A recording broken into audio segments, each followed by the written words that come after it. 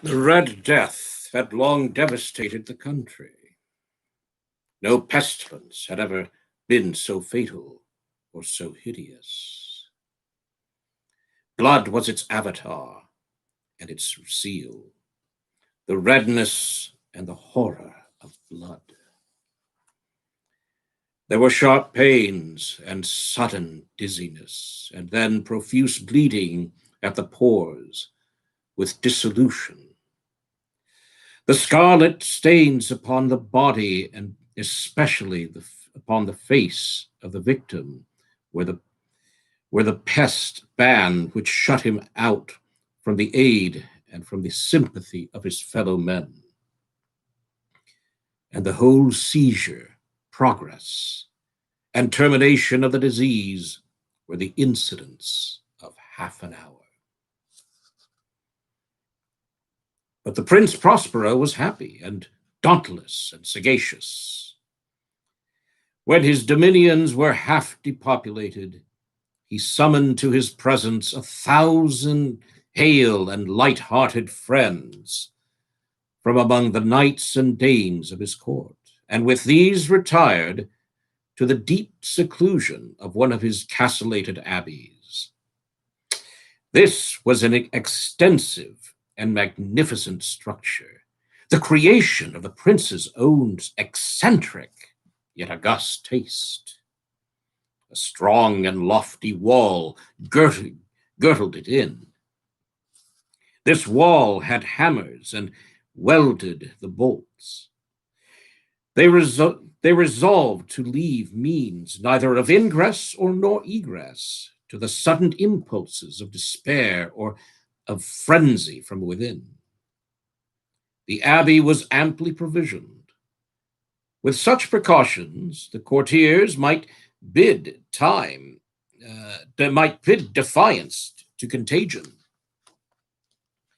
The external world could take care of itself. In the meantime, it was folly to grieve or to think. The prince had provided all the appliances of pleasure.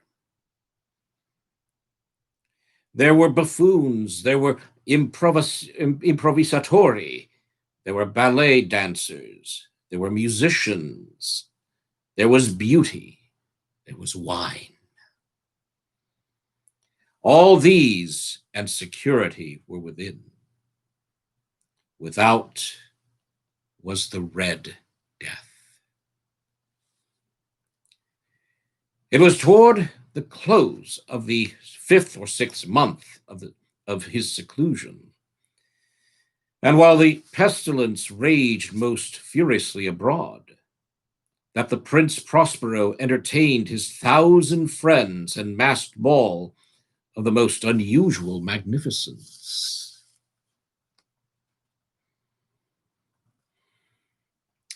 It was a voluptuous scene, the masquerade, but first let me tell of the rooms on which it was held. There were 7, an imperial suite.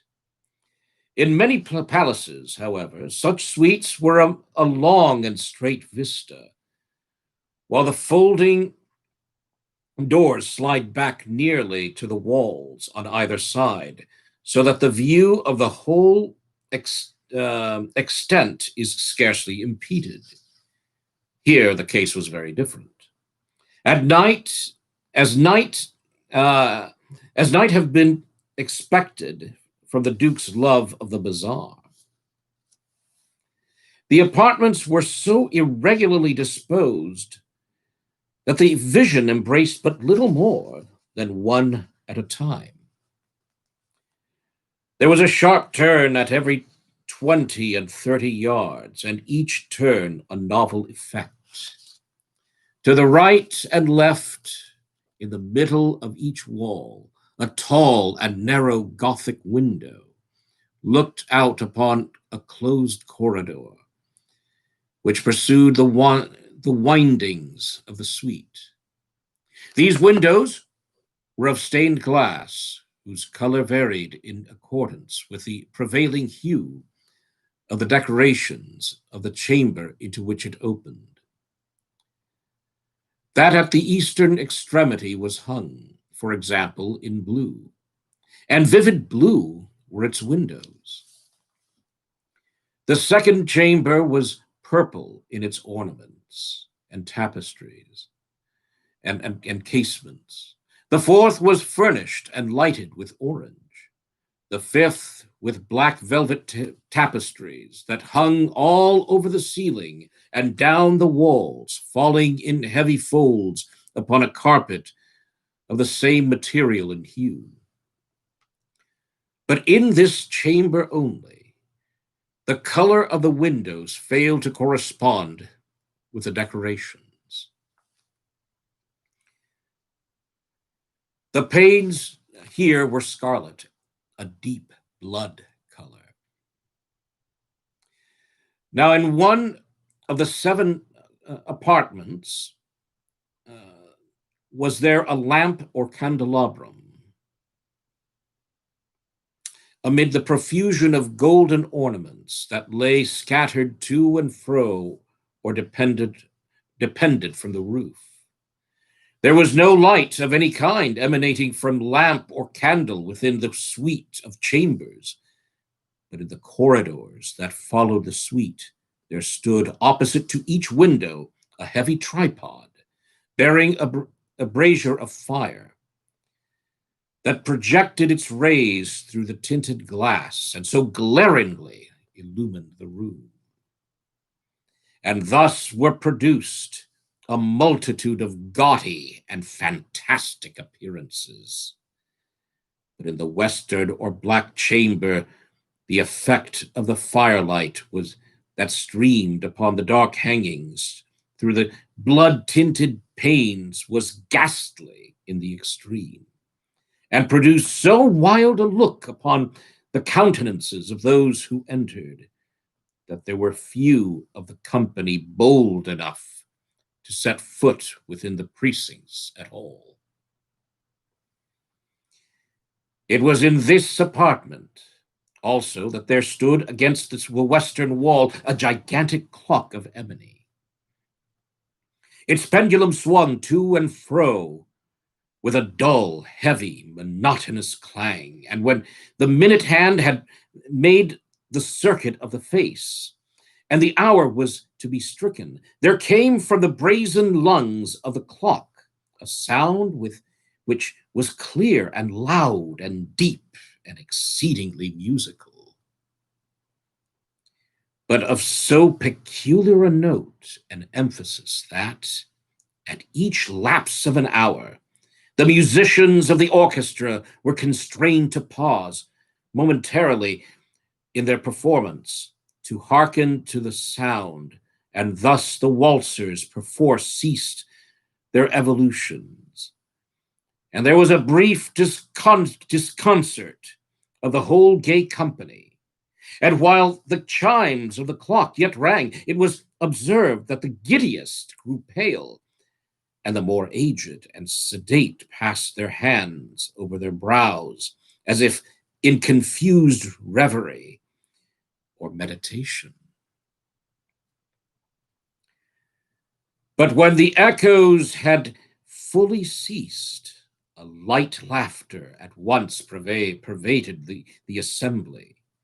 The musicians looked at each other and smiled as if at their own nervousness and folly, and made whispering vows each to the other. And the next chiming of the clock should produce in them no similar emotion. And then, after the lapse of 60 minutes, which embrace 3,600 seconds of the time that flies, there came yet another chiming of the clock, and then were the same disconcert and tremulousness and meditation as before. But in spite of these things, it was a gay and magnificent revel. The tastes of the Duke were peculiar. He had a fine eye for colors and effects. He disregarded the decora of mere fashion. His plans were bold and fiery, and his conceptions glowed with barbaric luster. There are some who would have thought him mad. His followers felt that he was not. It was necessary to hear and see and touch him to be sure that he was not. He had directed in great part the movable embellishments of the seven chambers upon occasion of his great fete. And it was his own guiding taste which had given character to the masqueraders. Be sure they were grotesque. There were such glare and glitter and piquancy and phantasm. Much of that has been since seen in Hernani.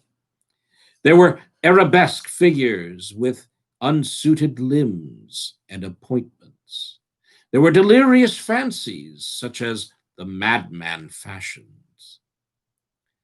There were such of the beautiful, much of the wanton, much of the bizarre, something of the terrible, and not a little of that which might have excited disgust.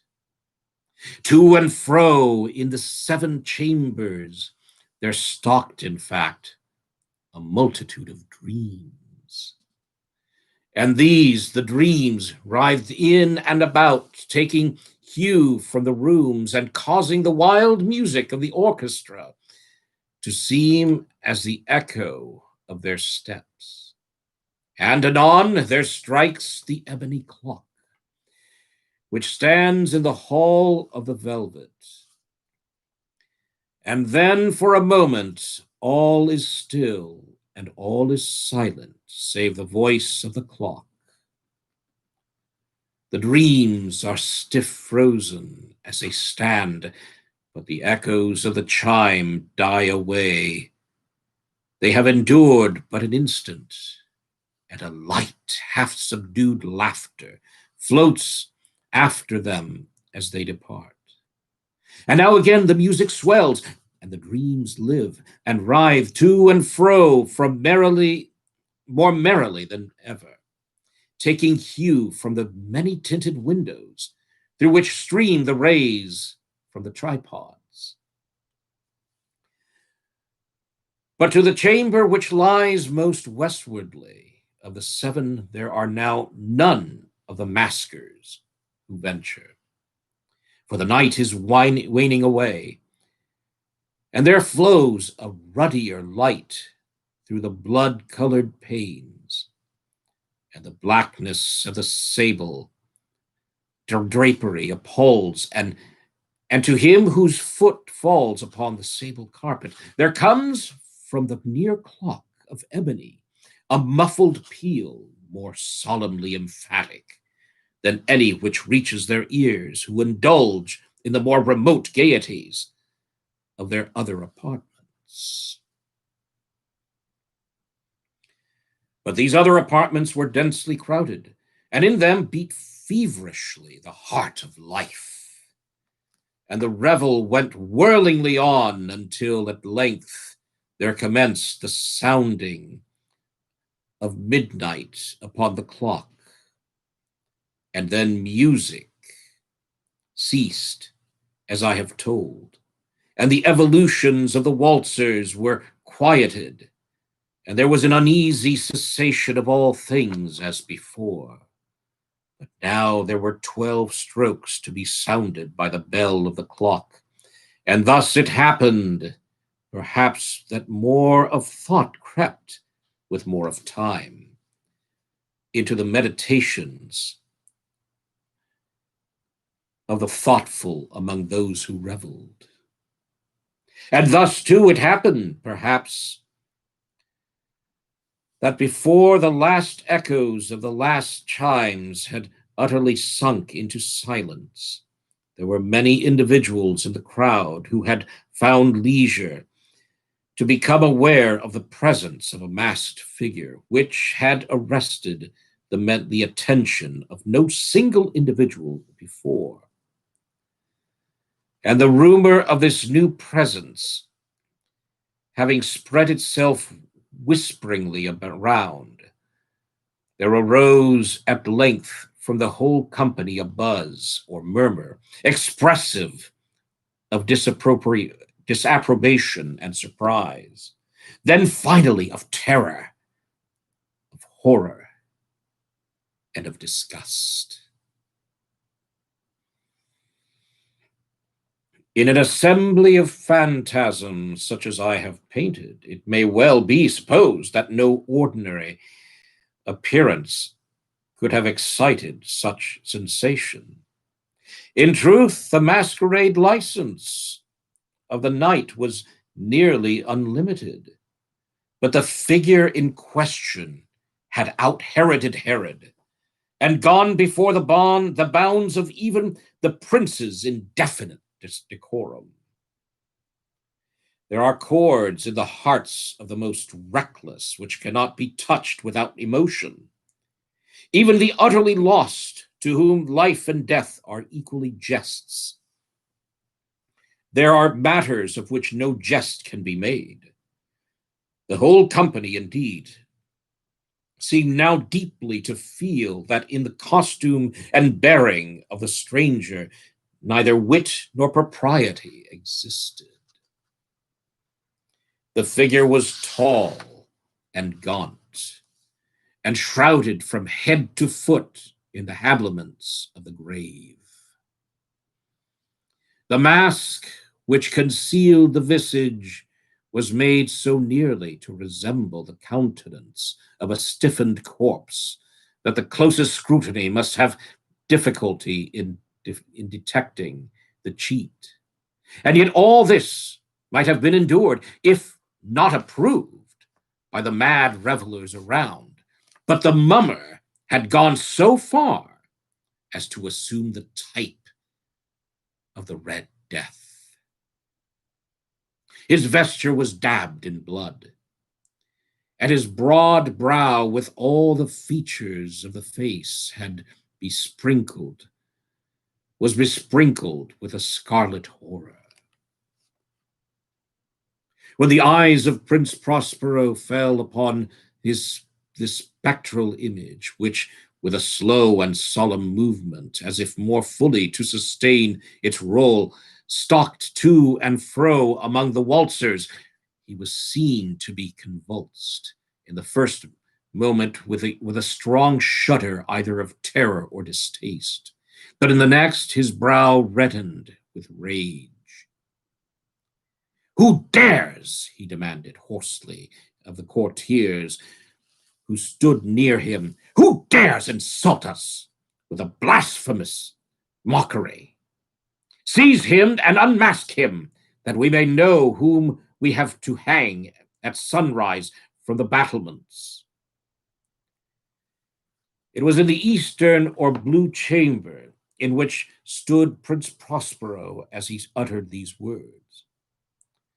They rang throughout the 7 rooms loudly and clearly, for the prince was a bold and robust man, and the music had become hushed at the waving of his hand. It was in this blue room where stood the prince, with a group of pale courtiers by his side. At first, as he spoke, there was a slight rushing movement of this group in the direction of the intruder, who at the moment was also near at hand, and now, with deliberate and stately step, made closer approach to the speaker. But from a certain nameless awe with which the mad assumptions of the mummer had inspired the whole party, there were found none who put forth hand to seize him, so that unimpeded he passed within a yard of the prince's person. And while the vast assembly, as if with one impulse, shrank from the centers of the rooms to the walls, he made his way uninterruptedly, but with the same solemn and measured step which had distinguished him from the first, through the blue chamber to the purple, through the purple to the green, through the green to the orange, through this again to the white, and even thence to the violet, ere a decided movement had made to arrest him. It was then, however, that the Prince Prospero, maddening with rage and the shame of his own momentary cowardice, rushed hurriedly through the 6 chambers, with none followed him, while none followed him on account of a deadly terror that had seized upon all. He bore aloft a drawn dagger, and had approached in rapid impetuosity to within 3 or 4 feet of the retreating figure, when the latter, having attained the extremity of the velvet apartment, turned suddenly and confronted his pursuer. There was a sharp cry, and the dagger dropped, gleaming upon the sable carpet, upon which incessantly afterward fell prostrate in death the Prince Prospero. Then, summoning the wild courage of despair, a throng of revelers had once threw themselves into the black apartment, and seizing the mummer, whose tall figure stood erect and motionless within the shadow of the ebony clock, gasped in unutterable horror at finding the grave cerements and corpse-like mask, which they handled with so violent a rudeness, untenanted by any tangible form. And now was acknowledged the presence of the Red Death. He had come like a thief in the night, and one by one dropped the revelers in the blood-bedewed halls of their revel, and died each in the despairing posture of his fall. And the light of the ebony clock went out with that of the last of the gay. And the flames of the tripods expired, and darkness and decay, and the Red Death held illimitable dominion over all.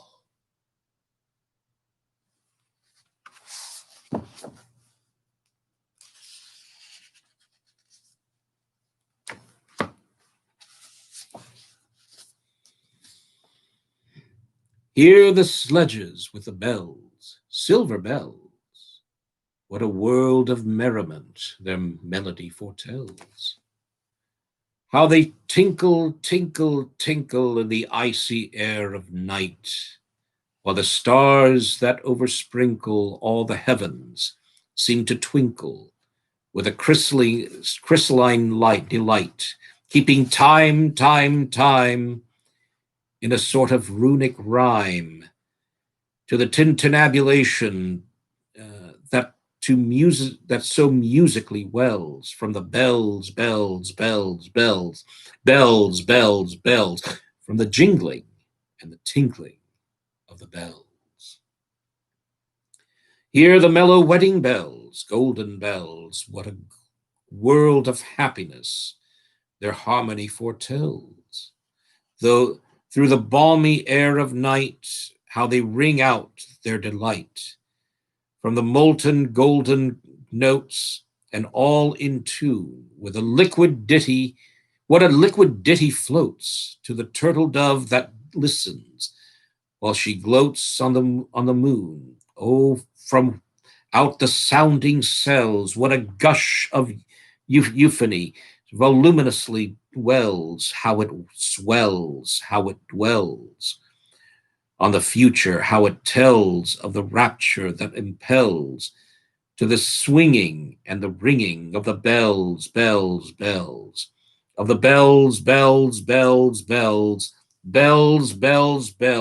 to the rhyming and the chiming of the bells.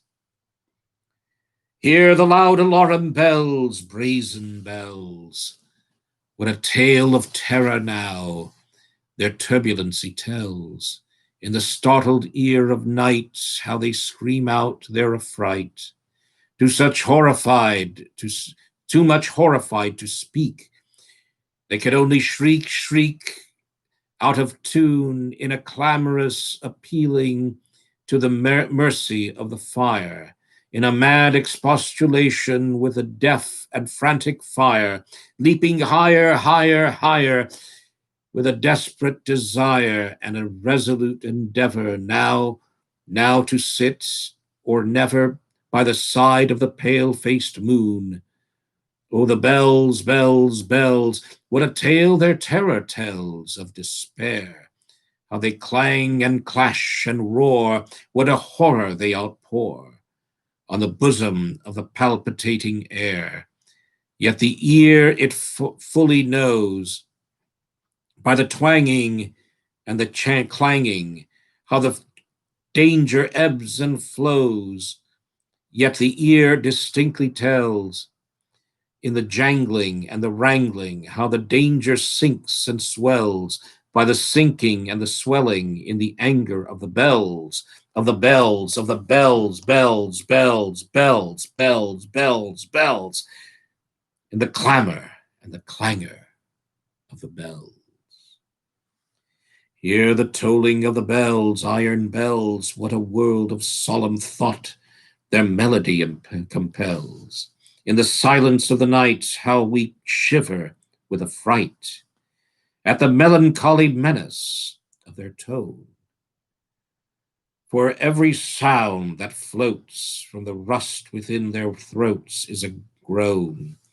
And the people, the people, they that dwell upon the steeple all alone, and who tolling, tolling, tolling, in their muffled monotone, feel a glory in so rolling on the human heart a stone. They are neither man nor woman, they are neither brute nor human, they are ghouls, and their king it is who tolls, and he rolls, rolls, rolls, rolls a paean from the bells. And his merry bosom swells with the paean of the bells. And he dances and he yells, keeping time, time, time, in a sort of runic rhyme to the paean of the bells, keeping time, time, time, in a sort of runic rhyme to the throbbing of the bells, bells, bells, to the sobbing of the bells, keeping time, time, as the knells, knells, knells, in a happy runic rhyme to the rolling of the bells, bells, bells, to the tolling of the bells, bells, bells, bells, bells, bells, bells, to the moaning and the groaning of the bells.